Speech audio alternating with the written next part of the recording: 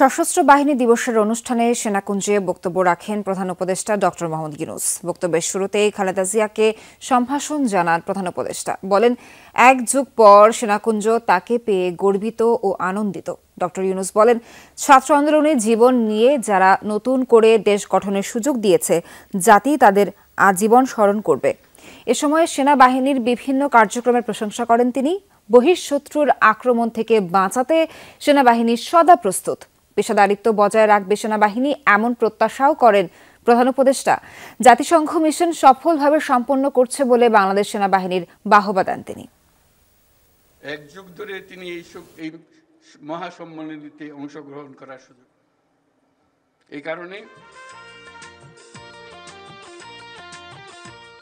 বেগম খালেদা জিয়া আজ এখানে আমাদের মধ্যে উপস্থিত আছেন।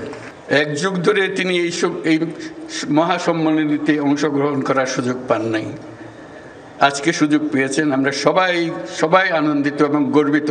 যে কোনো আগ্রাসী বহিঃশত্রুর আক্রমণ থেকে দেশের সার্বভৌমত্ব রক্ষার জন্য আমরা সদা প্রস্তুত। উন্নত বিশ্বের সঙ্গে তাল মিলিয়ে আমাদের সেনা, নৌ ও বিমান বাহিনী পুনর্গঠন, সশস্ত্র বাহিনীর সদস্যদের উন্নত প্রশিক্ষণ ও বাহিনী সমূহকে আধুনিক প্রযুক্তির সংযুক্তির প্রয়াস অব্যাহত রয়েছে। বক্তব্য শেষে সেনা কর্মকর্তাদের সাথে কুশল বিনিময় করেন ডক্টর ইউনূস। পরে সাক্ষাৎ করেন বিএনপি চেয়ারপারসন খালেদা জিয়ার সাথে। বেশ কিছুটা সময় পাশাপাশি বসে কুশল বিনিময় করেন তিনি। এ সময় বেশ উদ্দীপ্ত দেখা যায় খালেদা জিয়াকে।